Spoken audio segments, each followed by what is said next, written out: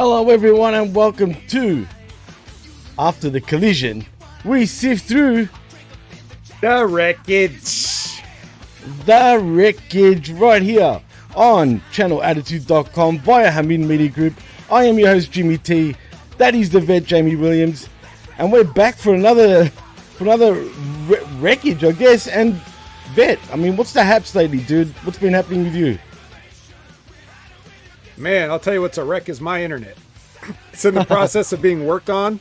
So who knows what that's going to mean for the broadcast. I'll do my best to just exist, unlike you, and stay on the air as long as I can. Because if any of you guys saw the Next Level Wrestling review, by the end of it, I just couldn't even stay on. I had to kick myself off. So that's how bad it got. Supposedly it's supposed to get worked on. I know it's an ongoing issue, but it's completely out of my hands. There's nothing I can do about it. It's 100% not me.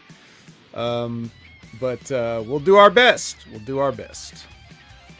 Well, that's all right, man, because, you know, Sunday mornings are usually okay with us. You haven't actually totally glitched out with me yet, but you'll be fine, man. Don't worry. It seems like the daytimes, the mornings seem okay for you when it comes to the internet. But nevertheless, we are back for another Wreckage. And I want to start off with a little bit of news. And I'm sure you know about this, obviously. But let's see. Kazuchika Okada apparently is done with New Japan Pro Wrestling. And well, it is true. It's not if it's true, but what I'm going to ask you here is, do you think he's going to AEW? They put out an official release. It's not a rumor. Right. It's not a rumor. It's fact. Do you think he'll end up in WWE or AEW? Well, I don't know which one. Obviously, there's good reasons why both could happen. And I believe Aaron Ben Shlomo had this question too. He's asking, as a fan, you know, where do I think it'll be best for him? So that's a different question. Two different. Yeah, see, it's already happening. It is. They don't want me talking about this, Jimmy. They don't want to hear about this. That's all right. I could understand what you meant though. So keep going, man. I'll tell you if it's really bad. Okay, so with AEW, you know, they've got ins there, right? Like, he's been friends with the Young Bucks for a long time. You know, I'm sure his relationship with Kenny is fine. He's worked for Tony a couple of times, you know, so there's people there that he knows in the business aspect of it, right? And right, absolutely. And you know, he's going to get to do pretty much, you know, in the ring, he'll get to do pretty much what he wants. I mean, that's the thing. And Tony can.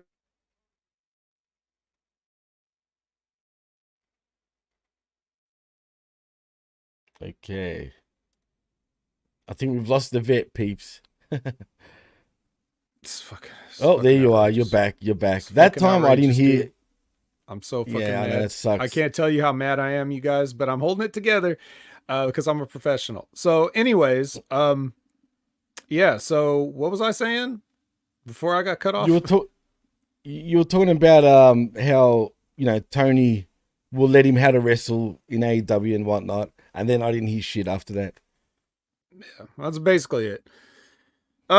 With WWE, I think obviously he'll have more exposure, right? And Triple H wants to bring him in, which is the difference. The biggest difference between the WWE of right now and the WWE of the past is, you know, guys would get signed, and then by the time they made it to Raw or SmackDown, Vince McMahon was seeing them for the first time. Right? Now, you have somebody that's in charge of creative that's actually knows who people are, like, before they even get there. So, of course, you get to look and see, like, oh, yeah, I want to bring this guy in. I want to bring that girl in, whatever. And that means that you're probably not going to be mistreated, because if they go to the effort of getting you, they're not just going to bury you, whereas that hasn't been the case for any other outside talent up to this point. That's true, man. Is there more you wanted to say? Continue on. Just that, where do I think he will go? I don't know. I think it's really a 50-50. But I also think that, like Nakamura, for example, is probably going to try to convince him to come over there, and they're going to make him a good offer. And he's going to know that he's going to get to work with people that he'd probably want to work with. You can't guarantee that in AEW because everybody has fallen off there, right? Right, absolutely. And you know what, Vet? The thing is, why I think he won't end up in AEW, even though his wife apparently does want to stay in Japan and whatnot, but I don't know. I haven't heard her say that. That's just what everybody's saying in the dirty sheets. But supposedly, if he was to go to AEW, I don't think New Japan would have made such a big deal about him leaving like they did just a few days ago. Because if he does sign with AEW, essentially he'll still be working New Japan anyway. Right, so that's true. Yeah, why leave why leave New Japan if you're just going to have to keep working with them? Right. So I think where there's smoke, there's fire, and like you said, Triple H has always been a fan of the Rainmaker. So I think and Nakamura was in Japan also recently, hanging out with Okada. So I know he does that every year and whatnot, but still, I think the timing is pretty funny in my opinion. But you know what, man? I just think it's now or never. Go to WWE, see what happens. The only thing I am afraid of, and not literally, but you know what I mean, is the fan base. Would they know who he is? Yes. You think so? Okay. That's good. Yes, That's because he's one of the few guys that has a reputation, even if you never watch any of his matches. You've heard this guy talked about. If he were to debut at the Rumble, say, like the place would obviously go crazy. It only matters that they know where you are, where you debut, right? Every little town after that, they'll get with it. But if you debut in a big event where people will know you, then everybody that's watching at home will follow suit. You see what I'm saying? Like once they see, even if you never heard of him before, you see everybody go nuts for him. You'll be like, hey, okay, this guy's somebody. Obviously, I don't know who he is, but I'll find out, right? Like that's the idea. For sure, man. So, I just hope, that'll be doing justice. The only thing that I'm kind of wouldn't be happy about, he wouldn't have his Rainmaker theme, unfortunately, in WWE. Whereas in AEW, I'm sure he would. But that's okay. I'm sure WWE they could buy that if they really wanted it. You think New Japan would allow that, though? Sure. Why not? Interesting. There was a Kevin. No one's ever cared to do it before. You know what I mean? True. Like, why would anybody ever spend money on, like a theme song that wasn't like a popular song like Cult of Personality or whatever? But if he was able to remix it again, and technically it would be a different song. You know that his theme song's been remixed like 10 times over the years. That's true. So just remix it one more time, and now WWE owns it, right? Yeah, well, yeah, I guess. And WWE is very good at doing their music anyway, so I'm sure they'll make it sound somewhat similar. But time will tell, man, because look, I've already got a smile on my face just thinking about it. If he does turn up at the Rumble, the only thing is his contract does come up February 1st, I think. So I don't know if that puts him out of the question when it comes to the Rumble. But I'm hearing also... No? Okay. Because this can be worked out, right? I mean, if Okada can appear for AEW or any other promotion that they go to, that's just a deal you got to work out with New Japan. If he's still under contract with New Japan, don't you think New Japan would want him to be in one of the biggest shows in wrestling? Of course they would. So they would allow it.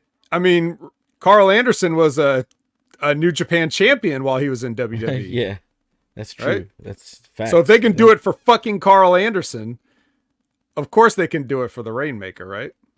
Oh, no doubt about it, man. Well, if it's the Rumble, it's going to be awesome. That's all I'm saying, man. I just hope they do him good by not just eliminating him right off the bat. He's not going to win it, obviously, right? But just make sure he looks strong. But, oh, man, I could just picture the lights going out. Picture this, dude. Imagine the lights go out in the middle of the Rumble. Right, and everyone's like, what the hell's going on? And then you hear the coin just going, ding. Dude, that would absolutely drive me nuts if I was to see that. I doubt they would do it that way, but it would be pretty cool if they did. Yeah. There's so many things they could do, and we're almost guaranteed to be disappointed no matter what I happens. know. But we can, hey, it's up to them to surprise us, right? So let's see if they can do it. Let's see if they will do it. Yeah, that's it. There was an interview that I can't find now. God damn it! I saw it on Facebook with Kevin Kelly, and I don't know if you've actually seen it or not, but what he said was pretty telling, dude. And I'm trying to find it, man. Like right now, while on Facebook. If I find, have you come across it at all? I don't know which one you're talking about. No. I think it was done yesterday or today sometime. Oh, here we go. I found it. All right. So basically, he had an interview with the Wrestling Observer, and Kevin Kelly gave his thoughts on the current landscape of New Japan Pro Wrestling, and these are the highlights from that interview. He basically says he knows Okada wasn't a fan of Harold May, nor was anyone, interesting enough. Also, he says the big names may look at this and consider leaving as well, as in Okada leaving. The Japanese yen is very weak and is likely a big reason why Okada is leaving, apparently. I mean, do you have anything to say about that, about the yen? Well, he should have as many yen as he's ever going to need by this point. That's true. He also says doesn't think there are any Japanese wrestlers New Japan Pro Wrestling can bring in to make a difference, even anyone out. Like, they just think there's no Japanese wrestlers to make a difference right now other than what they have.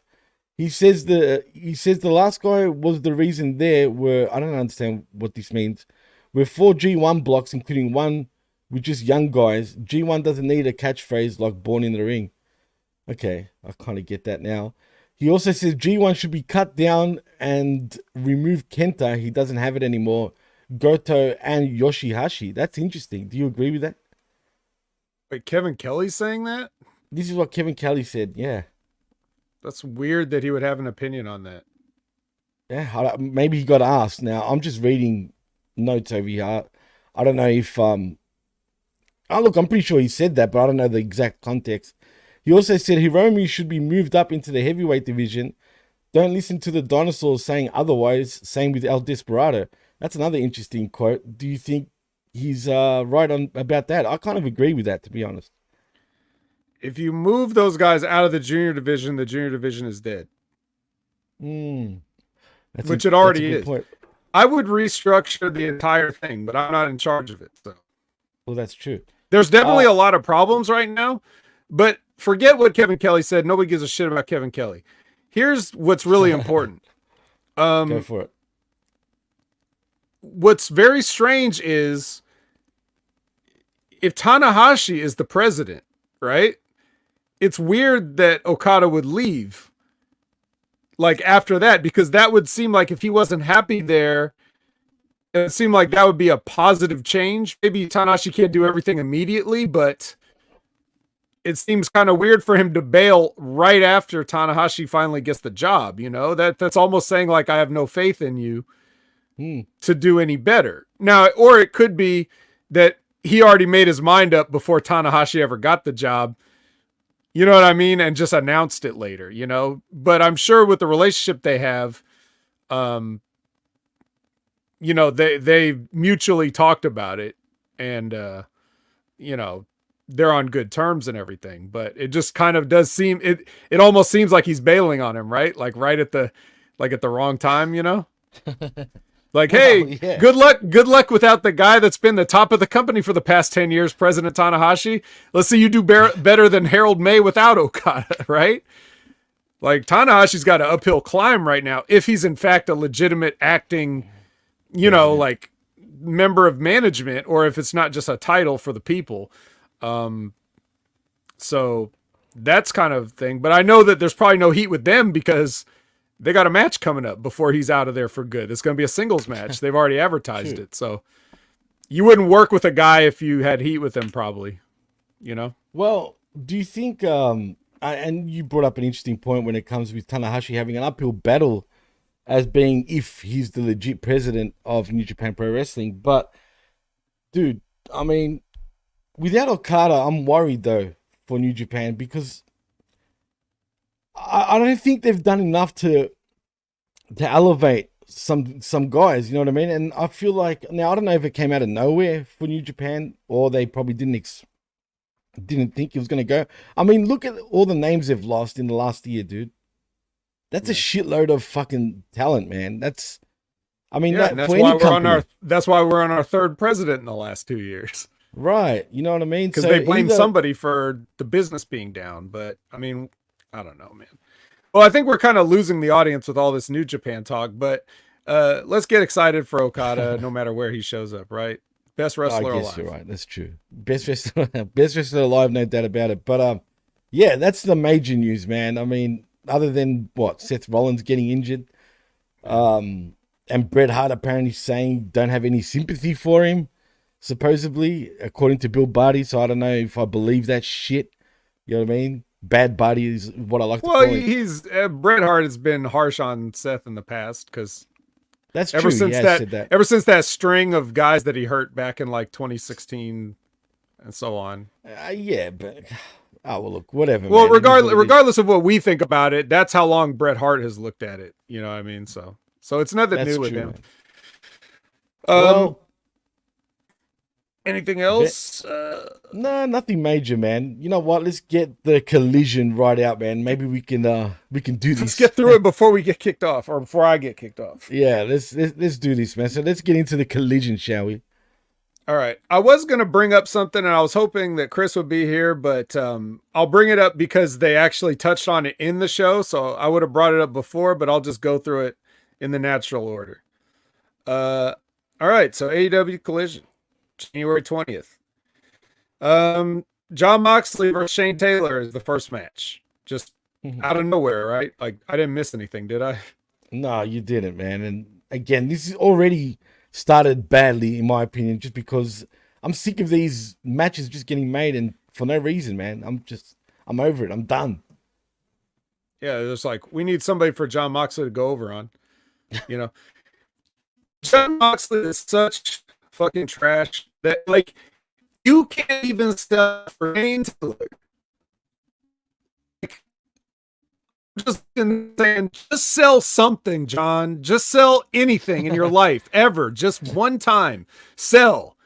You know, nobody. You ain't beating this guy in a shoot. Okay, I'm sorry, but you could at least sell for the match and make him look good. You know, before you fucking bury him. It just. I'm done with this guy. I just can't. I can't. Oh, fuck Moxley, man. I agree with you 100%. 100%, dude. This company just as a whole is just getting to me. But yeah, look, you're right, man. Again, this match was done for no reason, and it already took me out of the match. Again, remember what I was saying last week or the week before about the phone? It was gravitating to me. Well, it was gravitating to me right off the bat, dude. Well, I don't want to disrespect Shane Taylor like that, but at the same time, it's Jon Moxley. So it's like you're telling me, hey, this don't mean shit because you already know who's winning. It ain't gonna be Jon Moxley not winning. So he's just here to win. You could have picked somebody less important or less marketable than Shane Taylor to go over on if you just want to give Jon Moxley a television win. So I don't know. All right, let's not go that far, Frank. Yeah, let's not quite go that far. I see what you're saying, but dial it back a bit. 100. Yeah, maybe a Joe Coffey. Maybe we could go with that. That's a bad one too. So yeah, then after this, he gets on the mic and starts rambling again, something about being hungry. It's like, all right, and then everyone's got to keep up with him. He said, so there you go. Right. And then we get the Cope Open. And the person that answers this open challenge is Dante Martin. And again, the phone is like, well, if I weren't literally watching this on my phone, I would be grabbing for my phone, but I already have it. So there's nothing I can do. Yeah. The Cope Open. Is there any hope for the Cope? No hope. No hope for the Cope. I'm not going to break this down because fuck this match, but there is a bigger point that I'd like to touch on. One of the things about when you hear old guys talking about, oh, there's no psychology anymore, and there's nobody tells a story in the ring, and and people like fans hear that, and whether they agree or not, they don't really know, they don't really elaborate on what they mean, right? So let me give like a psychology lesson. I hope my internet doesn't cut out like during this part, but there's a spot in the match. Now, remember, Edge is like, he's here, he's supposed to be a babyface, right? Basically. Correct. I mean, he's an asshole, but he's still a babyface kind of. So, right. So like, and here's a young kid answering the challenge. Never said a bad word to Edge in his life. Never been a heel. It's just Dante Martin. We all know Dante Martin, but he's a babyface clearly. So he's the underdog here, and he's coming out to try to have a nice match, with a legend. And there's a point in the match where like he finds himself on the apron and Edge is outside, and like Edge goes to like power bomb him on the concrete, and there's like, he doesn't do it, but only because Dante Martin gets out of it. It's not because he wouldn't have done it. So this babyface is about to powerbomb this other babyface and possibly cripple him for no reason. Like, Dante didn't do anything in the match to like make Edge angry enough to want to try to end his career. But that's just a spot to them. He just, I'm going to try to kill this kid right here. Just because. That's not wrestling. That's like, that angle territory. That's like, we're going to run an angle now. I'm going to hurt him real bad, and then we're not going to know if he's going to come back or not. But to them, it's just a throwaway spot. I'll try to kill you. Oh, you survived. Good for you, kid. Like, what? For the second match on a random TV show, I don't think we need even the attempt of the spot, because it just shows me that you just don't have it. I'm sorry, you don't have it, man. You're just here. I don't know what you're doing. You're not just collecting a check because you're working hard, but everything you do is stupid and wrong. I don't think he knows what he's doing, Vet, at this point, bro. No, he doesn't. You know what I mean? And do you blame him? I mean, he's probably frustrated being in this company at this point. He probably thought, this is not what I thought it was meant to be. You know what I mean? But I don't know. Maybe I'm wrong, but I'd be frustrated too. Killing Dante Martin. Don't murder Dante Martin. Well, apparently, according to Frank, Martin plays with Edge dolls in his bath. So he's a fan, man. You're cutting your own merch if you kill this kid. Facts. Yeah, no. Yeah, they don't think about anything like this, dude. If Edge was a heel, that's one thing. If Dante Martin had like poked him in the eye or something, that's another thing. If this was like, House of Black versus FTR, that's another thing. Like, just trying to powerbomb a kid on the floor for no reason. For what? So you're right. That's what I mean. Yeah, Media M5 says, sorry, it's been 5 months since a Martin has been injured. Time to interrupt that. Well, that's we true. We can't have both Martins around for that long, right? We got to get rid of one of them at least. But anyway, so he eventually taps him out with the crossface, right? Again, punish the kid. Again. And then he gets, then Tony Schiavone gets in there and they do an interview.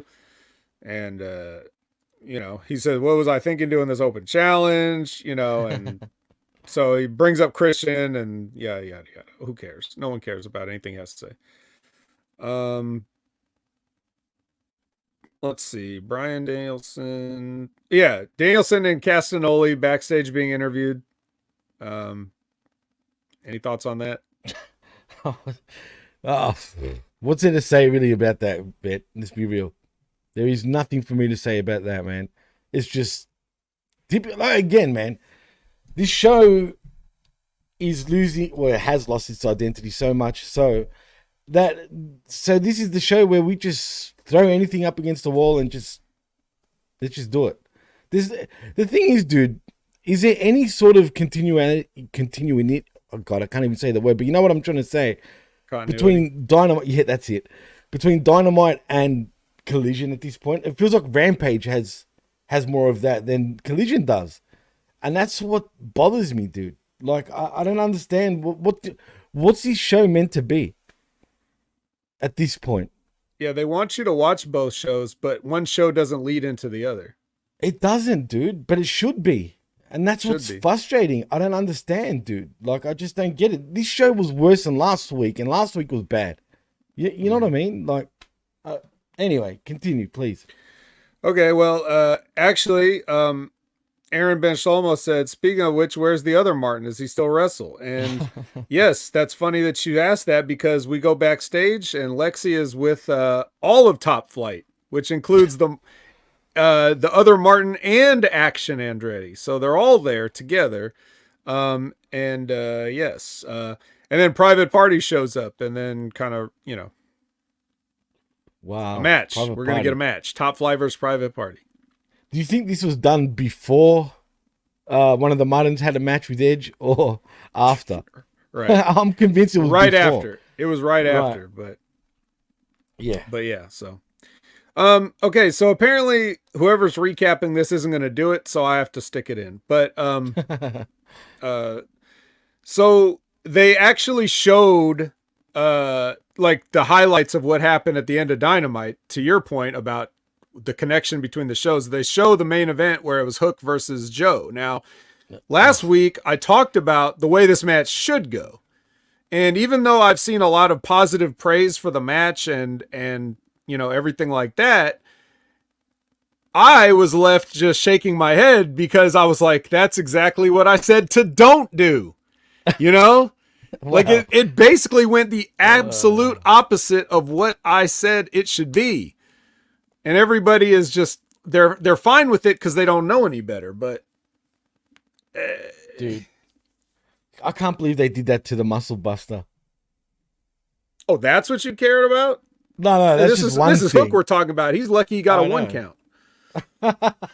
God. Anyway, man. Yeah. But you want to talk about that match? Well, what I said should happen was the story should be all about Hook.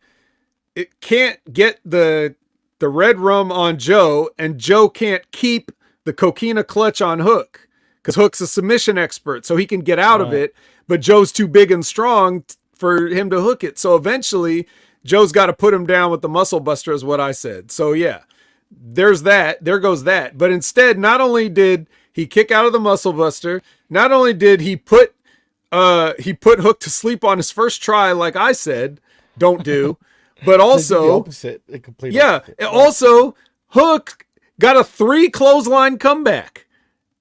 Why are you going to take 3 clothesline bumps from Hook? He's so much smaller than you. Now, here's the deal with, if you could lift a certain amount of weight, you can lift it. It doesn't matter how small you are or whatever. If you're strong enough, you can do it.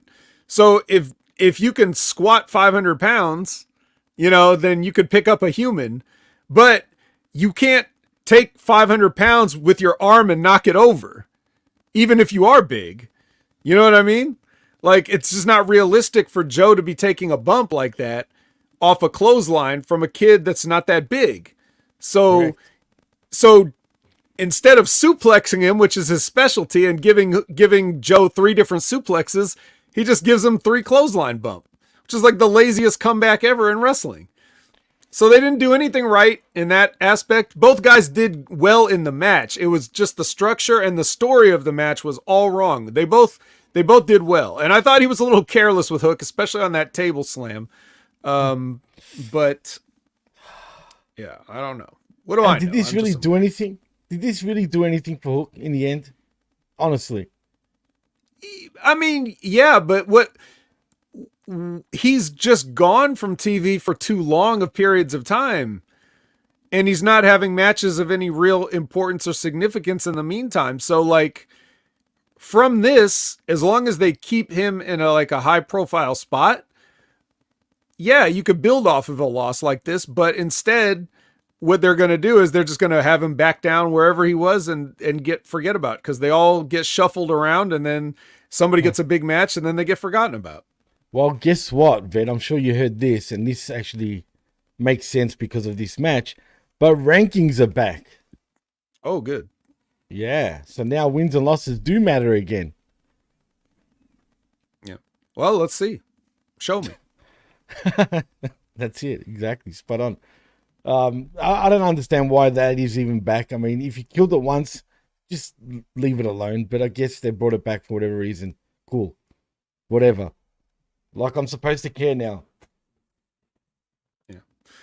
But yeah, I mean, you know, I wanted to like it, and I was glad that they got the spotlight, you know, but it was just, you know, yeah. Well, it's back. Okay, so anyway, where were we on this show? We were at Thunder Rosa versus Queen Aminata. Who's Queen Aminata? Well, Jimmy, I'm glad you asked. I don't know. She's some chick that shows up every once in a while. God. She's been working a lot, though. I think she doesn't have a deal right now with AEW, but she probably will if, you know, if they're going to use her this much. Well, she also hasn't won a match yet. So there's that. Well, what's new? Yeah, I don't know. And she didn't win this one. So here you go. You know, in the equivalent of Hook versus Samoa Joe, this is this time Hook went over. So Thunder Rosa gets the Tijuana bomb and 1, 2, 3. And done and dusted, just like this show. Yep. Oh yeah. Yeah. All right. Cool. Next is the Ortiz and Kingston interview. Any thoughts on that? First of all, I'm laughing at Medium 5's comment before I get into that. He says it's Queen Amidala from Star Wars, Jimmy. Someone remember the movie Phantom Menace? Nicely played. What can I say? I mean, where's Santana? I mean, you know what I mean? Whatever happened to that feud between Ortiz and Santana that got, you know, that was a big deal on Rampage. What can I say? Yeah, they had a match. No one cared. That's it. There's nothing really to say about this other than it's the usual Kingston shtick. You know what I mean? Again, why are they paired up? We all know they've been friends for years and whatnot, but I thought they were done with Kingston a while back. Were they not? Well, I guess they discussed it and made up. Well, when did that happen? That's what I want to know. You know what I mean? Off screen. It was off screen. Oh, I see. I get it. It's whenever Hook was doing whatever he was doing, eating chips and a pizza. Well, it must have been done over pizza. And this is the sad part, and I wanted to say this. I mean, seriously. I mean, look at Kingston, seriously. I mean, I feel bad because when shit like this is just randomly done and there's no reason behind it, I feel bad for our listeners. Straight up, because what can I say? And again, I don't want to bash AEW. I really don't. I'm trying not to, right? But when you get fed this crap and just randomly, I mean, what else are we supposed to say? You know what I mean? Like, I want something on this show, man. Give me a reason to talk positive. I can't believe how well the show started off in the first, 2 months, give or take. And now this show has become nothing. It's just, you wonder why Collision gets worse ratings now than Rampage does. And that's not a joke. That's legit. I mean, last week, Rampage beat Collision, or the week before. It wouldn't surprise me if this week it does the same thing. The thing about Collision, yeah, sure, it's got decent matches on paper, right? But there's no reason for half these matches to happen. So, yeah, it was just another Kingston type of promo. Ortiz was there with him. And that was that for me. Yeah, 2-hour Rampage, like Liz said. Pretty much. Yeah. Well, exactly. Yeah, I mean, yeah. What can you say? They're kind of, you know, I guess they're kind of in turmoil now. They don't really know what they're doing. They're just throwing stuff out there. But if you just have to ask yourself this question, if whatever town this was that they were in, where were they? I've forgotten I don't already. know. See, that's the other thing. You would normally know, right? But I mean, right. I just watched it a few hours ago. I've already forgotten. Me too. So you didn't put the town over. And then boy. So if you were living in that town and you watched this show on TV, would you be sorry that you didn't buy a ticket? Probably not. Hell no. Absolutely You'd be like, well, not. I didn't miss anything. So, Right. and that's the way you ought to look at your show when you do write it down on papers. Like, is anybody that didn't come to this show going to be sorry they didn't come to this show? If the answer is no, then you got to redo some stuff. And well, but don't worry, Jimmy, we're about to turn it all around because next Bullet Club Gold comes out. And cool. There we go. There's my guy. Yep. So we're loving it now. And then they bring out a cardboard juice to stand with them. And then they're about to say they're about to say we got 2 words for you. And then all of a sudden the Acclaim music hits. And for the first time ever, Max Caster comes down without rapping. And strange. Yep. So they just they just give it to Billy Gunn to do the microphone duties here, and they continue to say that they could be an unstoppable super group. They're both the 6-man and the trios champions, and they could be a mega faction, and the people love it. They want to see it, and all this other stuff, and they want Billy Gunn to wear the singles gold, and they want Jay White to be the AEW heavyweight champion, and lies. Yep. And then all lies. Yep. And they said we could do this every week, talking about the people are kind of trying to get behind it and get chants started for Bang Bang Scissor Gang. And then, oh, hell no. It looks like they're about to leave again. Like Bullet Club is about to leave, and then they turn around and scissor these guys. And this is the beginning of the end. Jay White's kept it off of him pretty much since he's got here the best he could, but now he's drenched in it. It stinks. Oof. Sorry, Jay. Jay. Get any worse? Oh, it can, but I mean, just still, this is pretty bad. So we got the Gang Bang Scissor Gang. That's what it should be called.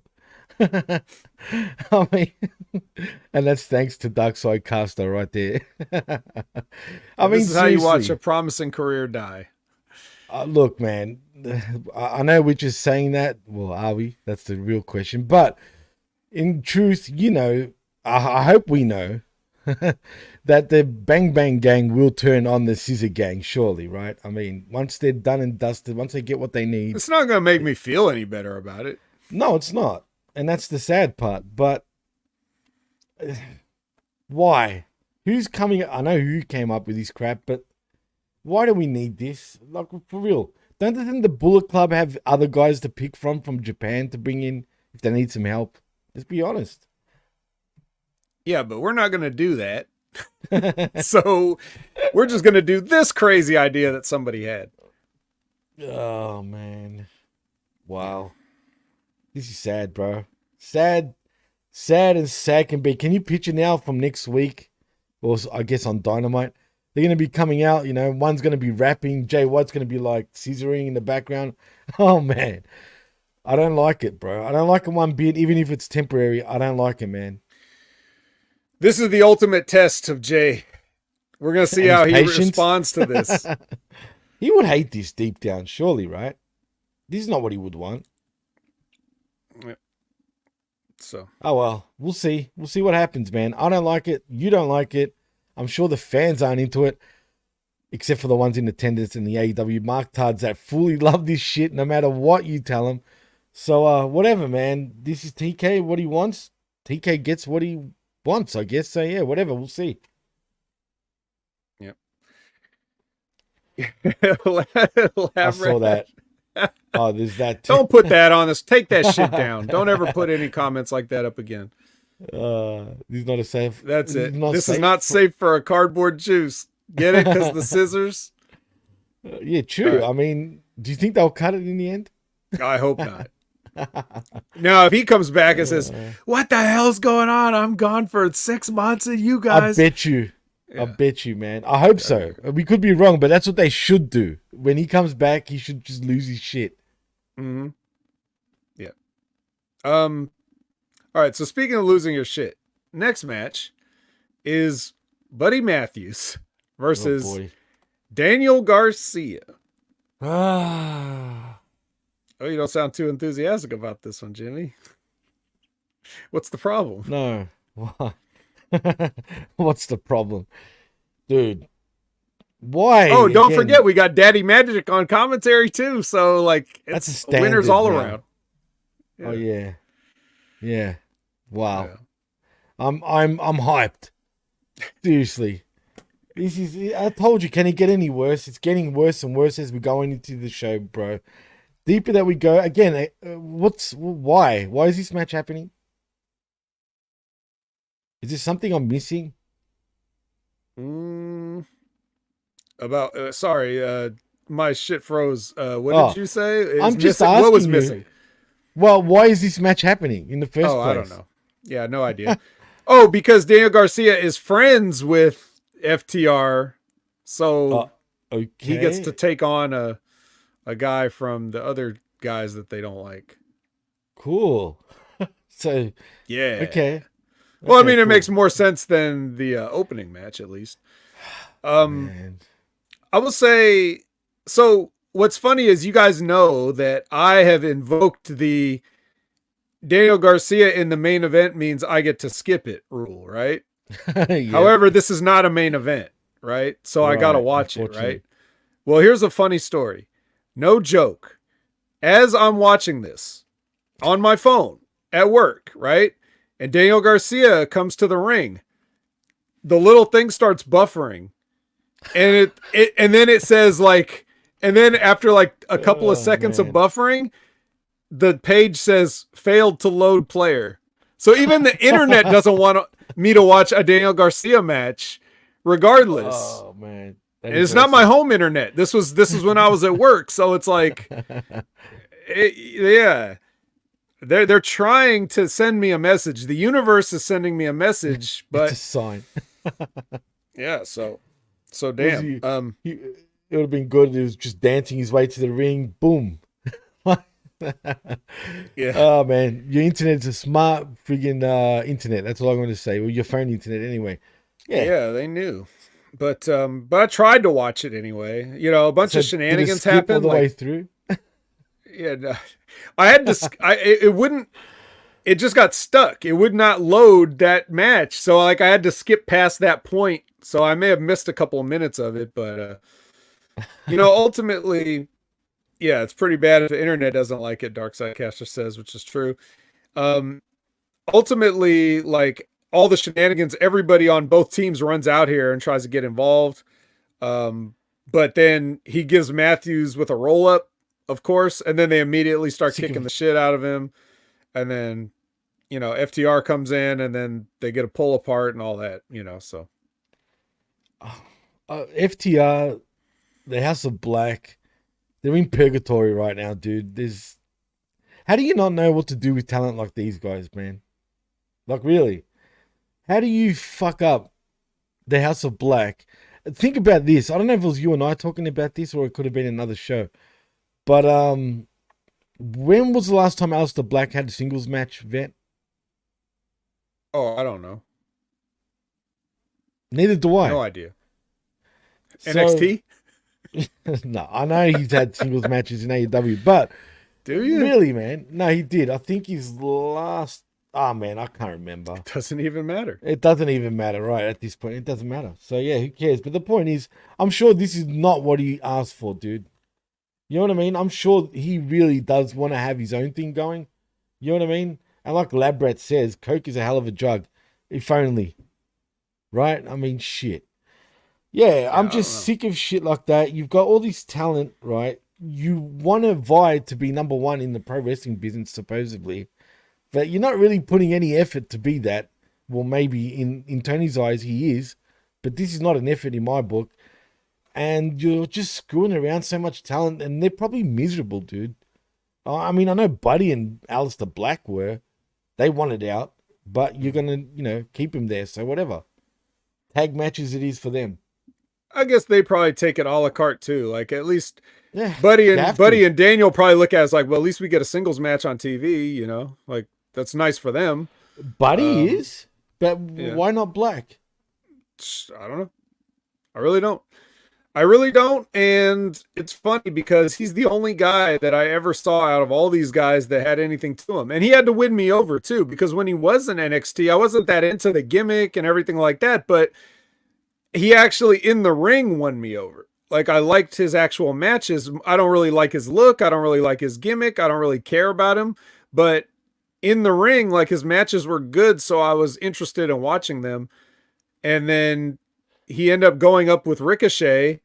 So he was a part of a tag team from the start, and then he never really got going there. Those stupid promos about knock on my door and everything. Then he gets released or whatever. And then, he comes here and then he's immediately saddled with these other guys. And it's just like, he's not good with other people. That's not the spot for him. And like, meanwhile, Buddy says, on the other hand, a lot of people like him. I don't. He looks like a Masters of the Universe action figure from the 80s. So my advice to him is lift light, buddy, because you're going to tear your tendons and ligaments off your bones the amount of shit you're on right now. Oof. Have you seen the way... Light weights, multiple reps, buddy. Don't lift heavy, reps. Okay? Don't lift heavy. Yeah. You'll fuck yourself up.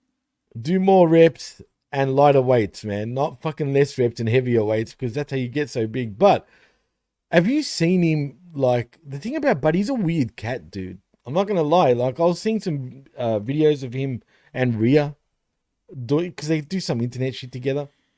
Man, he's a bit, I don't want to say he's a bit crazy, but he seems very intense, bro. Even as a person. Like, I don't know if it's all the roids and all the horse fucking shit he's on, but he just seems very like, like, you know what I'm saying? And I'm like, ooh, this guy's a weird cat. I don't know what Rhea sees in him. You know what I mean? But whatever, man.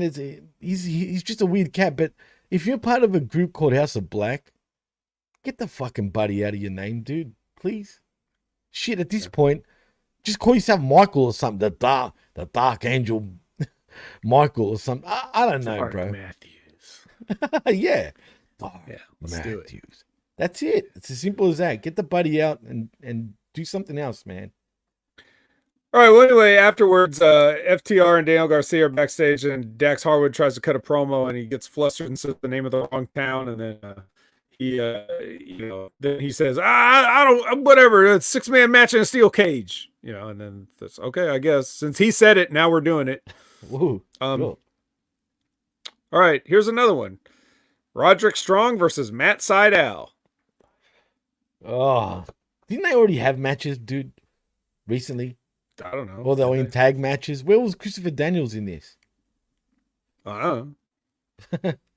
Again, don't care about... Matt Sydal is just there to put everyone else over at this point, which he should be. I mean, he's a bit... he's getting up there in age.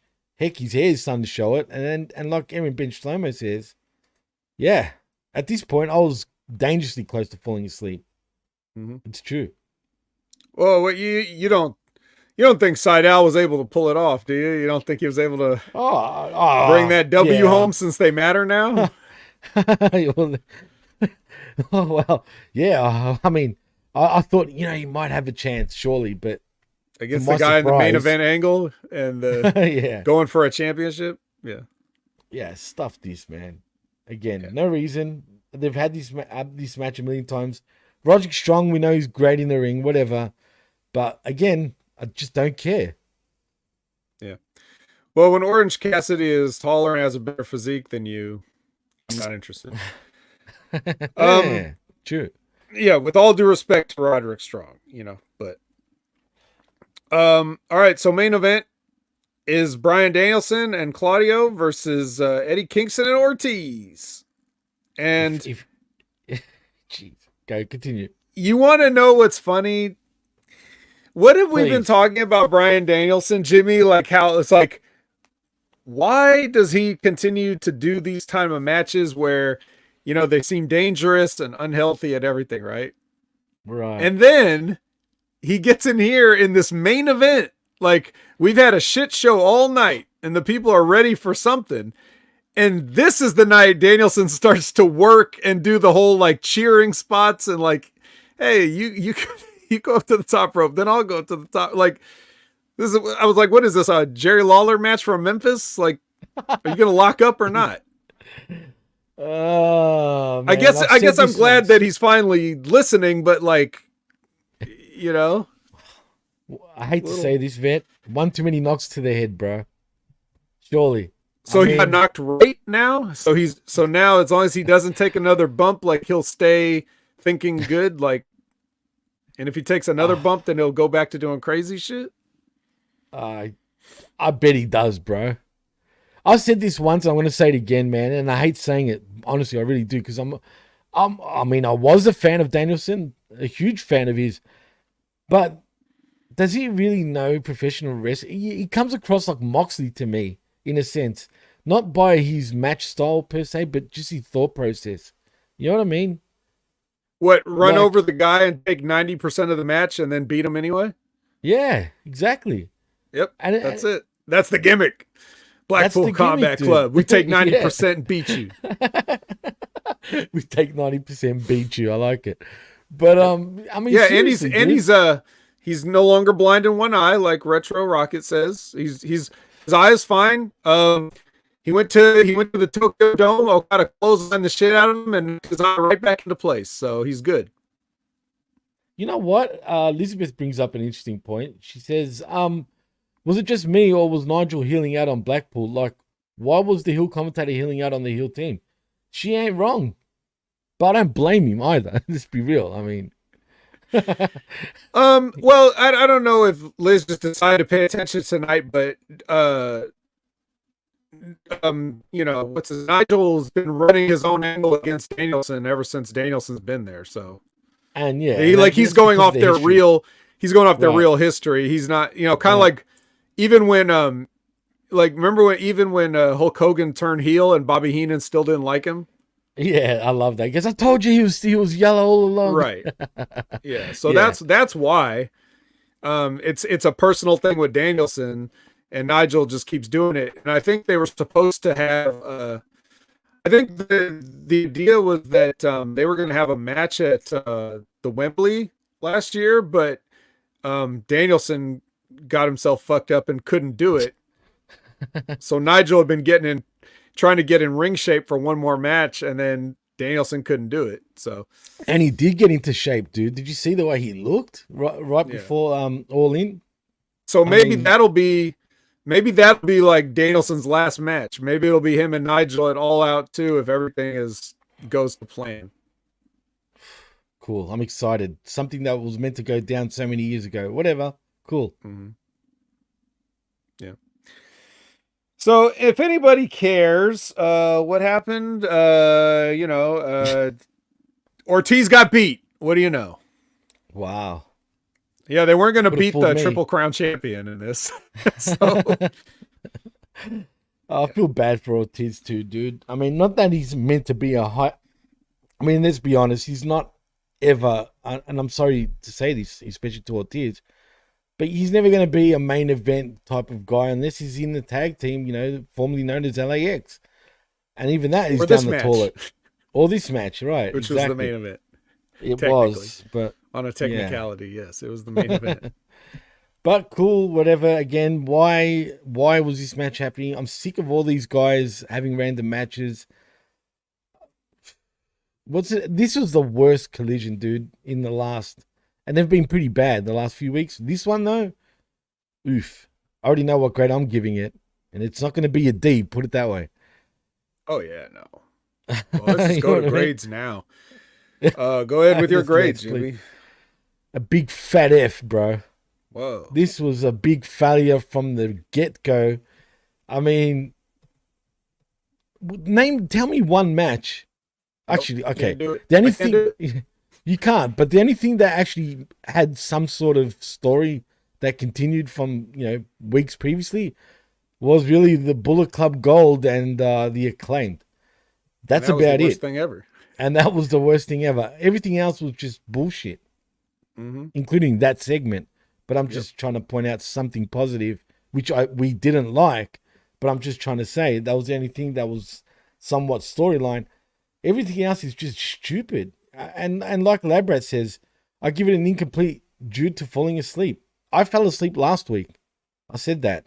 This week I didn't fall asleep, but I damn should have. This is just pathetic, dude. So big fat F for me. And TK, please, man, do something with this show, man. Otherwise, again, I don't want to talk. Just straight up, yeah. So wrong score, B minus. Hell no, bro. God, come on.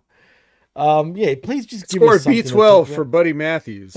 Yeah, exactly. Yeah, man. Please just give us something to talk positive, man. Just give me something to eat. Oh, that, my a la carte menu was completely empty here. I didn't have one thing I liked.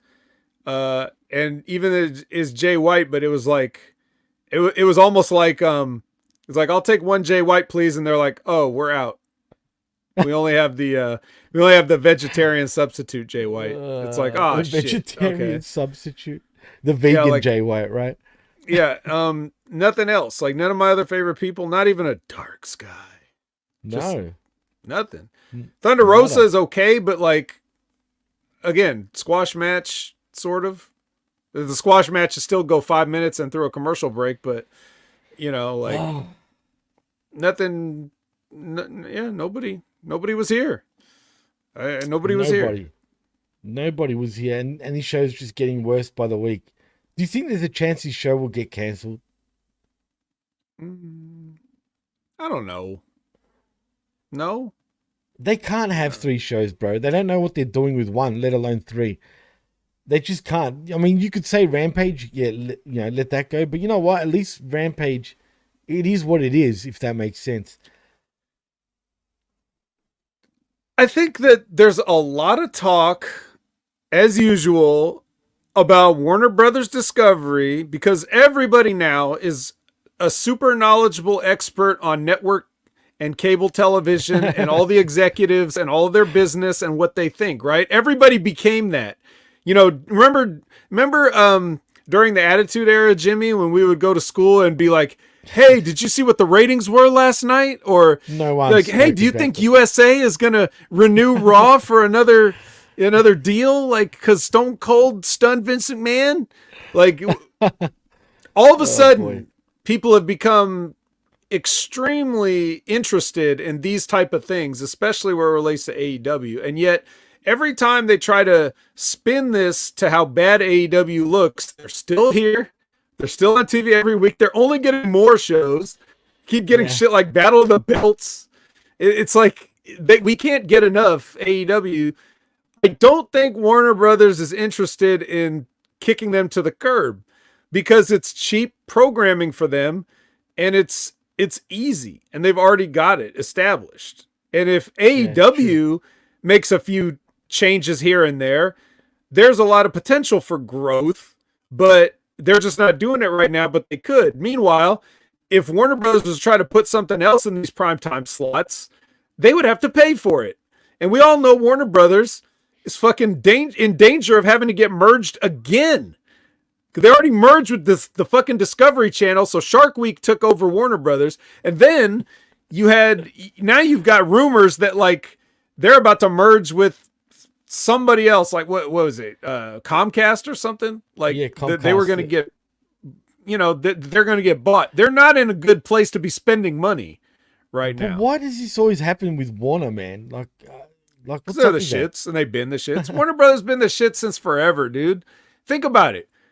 Think about the superhero situation right now with like all these connected universes and stuff. They could have done that back in the 80s. If they were smart, they could have had the Christopher Reeve Superman, the Michael Keaton Batman, like together in the same movies and shit. They didn't think about shit like that. They've always been just blowing money left and right.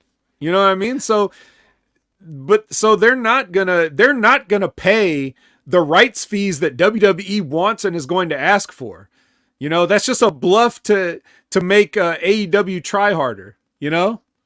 It's like if you've got a pathetic girlfriend and you start looking at other girls and then she tries to step her game up because she doesn't want you to leave her. But it's just a bluff.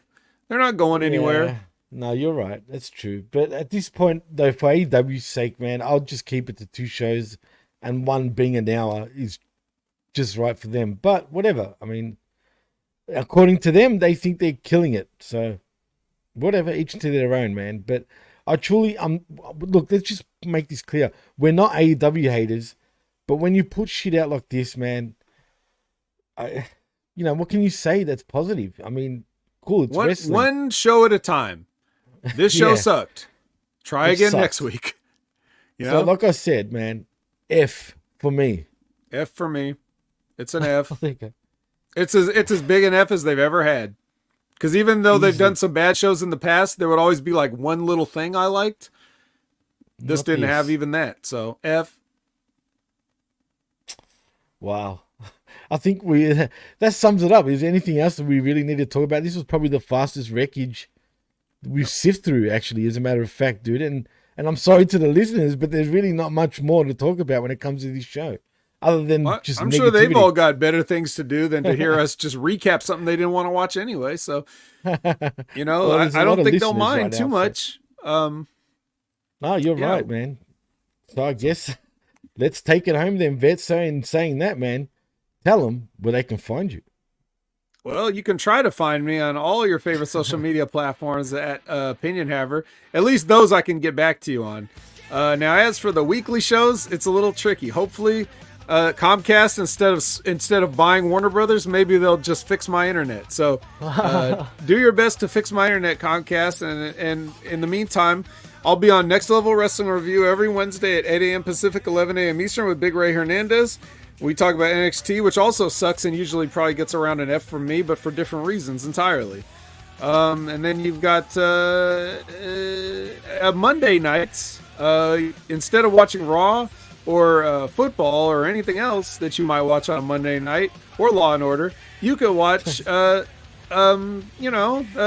Impact Attack with Brandon and myself, where we're now talking about TNA. We used to be talking about Impact. Now we're talking about TNA. And Moose is now the champion. And that's all you need to know. Moose is the champion. The wrestling god is here to save you. Yeah, we'll talk about that and everything else surrounding that every Monday at 6:30 p.m. Pacific, 9:30 p.m. Eastern. And we may have to have Jimmy back on to talk about the new TNA sometime. We'll see. Please. You know what? I'd rather watch... I mean, I'm hearing good things. Oh, that doesn't mean TNA. You get out of this show. It just means you have another show on top of this one to do. Damn it. Yeah, damn. But yeah, so there you go. But check us out live, even if you're not a TNA fan. Check us out anyway, because it's good interaction, and I cut a lot of promos on there. So if you like vet promos, then that's a good spot for them, even if you don't care about the wrestling show. And always check out, of course, you're checking out the Wreckage right now. And also check out, Wrestling with Rip Rogers every Friday at whatever concrete time they have. It seems to have been 8 a.m. Pacific and 11 a.m. Eastern. That's a good time for wrestling shows, apparently, to go live. And this week they had, trying to recall this from memory. Oh, Rico Constantino from the WWE, former Billy and Chuck manager, telling lots of stories about his time on OVW, WWE, American Gladiators, and a lot more. So you're going to want to check that interview out. And they've just had a string of great interviews, except for this one. But we won't talk about that one. There were so many good ones in the past few months, and you got to go check them all out over at Wrestling with Rip Rogers. And, you go live and you can ask Rip Rogers a question. So if you're lucky enough, your question will get asked, and hopefully you'll get an answer. And then besides that, you got Stevie Richards. He's trying to do the best with his wrestling analysis channel. As a matter of fact, on his recent Patreon show, he talked about the Samoa Joe hook match. He really liked the match, but it was for different reasons. So I'm not going to dispute his opinion, but I would have loved to have a discussion with him and ask questions about him on how to even make it better, because that's what he seems to really want to do these days in the wrestling space. It seems like he wants to make wrestling better. So I support that. But you can support him by going to, StevieRichardsFitness.com. Check out his YouTube channel, Stevie Richards Wrestling Analysis. Check out the Big Fitness Show with Stevie Richards and Big Mike Barons, and go check out his tech channel is back after a long hiatus. He's now back. So Stevie Richards is putting out content for everybody, too much to keep up with, and still doing all the same equipment reviews and other stuff that he's been doing. So get your Stevie Richards wherever you can, however you can, whenever you can. That's it, Jimmy. Absolutely go and get your Stevie Richards fitness. Hey, I bought Stevie Richards fitness, but I haven't done it enough. I should do it more often. But anyway, in saying that, if you want to find me, you can on the X right there. There it is, at DJ MassFX, and also at the PWC Network. Like and subscribe right here at channelattitude.com, where for $5 only do you get the realest talk, but also the best. And at hmg.podbean.com for all our affiliate shows. And I know we've been on hiatus, but at the pwcnetwork.podbean.com, where we will be back eventually. If none of the crew come back by the Rumble, heck, I'm going to go at lonesome, which I've never done before, but at this point, I've got no other choice. So I want to do a dry run, see how I go, and we'll take it from there. So I'm not going to say when we'll be back, but we'll be back. I just can't tell you when. And that's about it from me. So in saying that, I am Jimmy T. That is the vet Jamie Williams, and you've been listening and watching the HMG Saturday Wreckage right here on channelattitude.com via Hamin Media Group, and we're out. Peace.